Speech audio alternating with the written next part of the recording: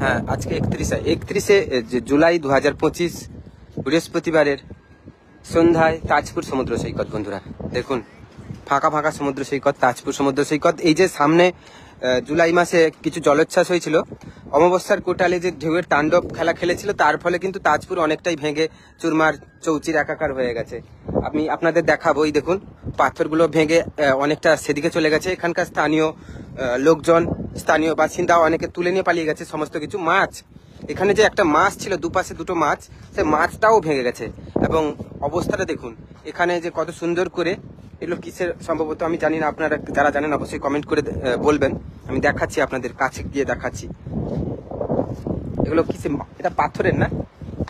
এটা কি বেলে পাথর না মার্বেল পাথরের? এই যে মার্বেল পাথরের অংশগুলো দেখছেন না, আর এই যে অংশগুলো দেখছেন, এটা অবস্থা একেবারে খারাপ হয়ে গেছে। মানে সব নোনা জল লেগে প্রায় নষ্ট হয়ে গেছে। আমি আপনাদের দেখাচ্ছি, আপনারা দেখতে থাকুন।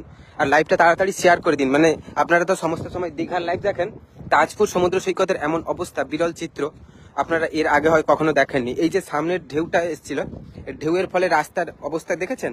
মানে তাজপুর সমুদ্র সৈকতের, মানে এটা হালকা যদি একটু জোয়ার উঠে তাহলে কিন্তু পুরো ডুবে চলে যাবে। মানে তাজপুর পুরো ভেসে যাবে, পুরো তাজপুরটাই ভেসে চলে যাবে। আর এখানে তাজপুরে এলে আপনারা একটা সুন্দর পার্কের মতনই পাবেন। আমি ঘুরে ঘুরে দেখাই একটু, বেশিক্ষণ যদিও সময় নিব না আপনাদের কাছ থেকে।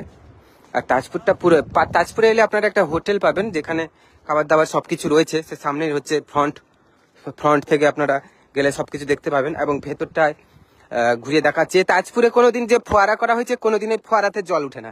মানে এই এক বিরল চিত্র।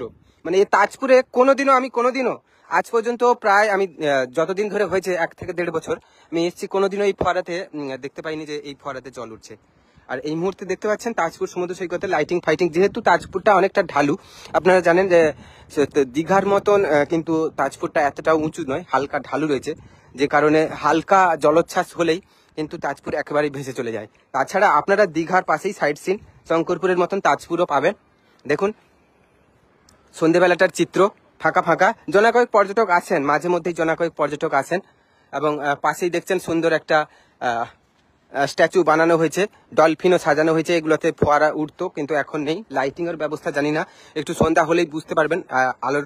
আর এগুলো কিন্তু রাস্তা দিয়ে আপনারা যারা আসেন, এই পার্কের মতন ঘোরা রাস্তাটা, মানে এখানে কিন্তু মেরামতের কাজ একেবারে করা হয় না, খুব একটা পরিষ্কার পরিচ্ছন্ন নয়, নোংরা আবর্জনায় ভর্তি। আর তাছাড়া যখন জলোচ্ছ্বাস হয় তখন এই তাজপুর পুরো ডুবে যায়, কেননা এতটা ঢালু জায়গা, মানে বলে বোঝাতে পারবো না। দীঘা যতটা উঁচু না, দীঘাও তো ডুবে গেছিল, আপনারা জানেন 2020 সালে ইয়াসে ডুবে গেছিল, তারপর 2021-এ আমফানে ডুবে গেছিল। দীঘা ভাসিয়ে নিয়ে গেছিল সেই দীঘা টু শঙ্করপুর টু তাজপুর যে রাস্তাগামী রাস্তা, সেটাও তো ভাসিয়ে নিয়ে গেছিল। তো চলো, এই ছিল আজকের লাইভ আপডেট, আপনাদের দিলাম। আপনারা প্রত্যেকের সঙ্গে থাকবেন, পাশে থাকবেন। পেজে নতুন হয়ে থাকলে পেজটাকে ফলো করবেন, যারা চ্যানেল থেকে দেখছেন চ্যানেলটাকে সাবস্ক্রাইব করবেন। আপনারা দেখছিলেন এতক্ষণ দীঘা রামনগর, আমি সঙ্গে ছিলাম রঞ্জিত। প্রত্যেকে ভালো থাকবেন, সুস্থ থাকবেন। সামনেই রয়েছে পূর্ণিমার ভরা কোটালের পূর্ণ জোয়ারের এসে চলবে তাণ্ডব জলোচ্ছ্বাস। এক্সক্লুসিভ লাইভ আপডেট পাবেন আপনারা দীঘা সমুদ্র সৈকত থেকে। প্রত্যেকের রইল সাদর আমন্ত্রণ। অবশ্যই যারা চ্যানেলে এখনো নতুন, চ্যানেলটাকে সাবস্ক্রাইব করবেন। পাশাপাশি ফেসবুক পেজে নতুন হয়ে থাকলে ফেসবুক পেজটাকেও ফলো করে রাখবেন, কারণ এক্সক্লুসিভ লাইভ আপডেট চলবে সামনের পূর্ণিমায় গাড়োয়াল টোপকে 50 থেকে 100 মিটার উচ্চতায় জলোচ্ছ্বাস দেখার জন্য। তো প্রত্যেকে শুভ সন্ধ্যা, শুভরাত্রি, গুড নাইট, জয় হিন্দ, বন্দে মাতরম।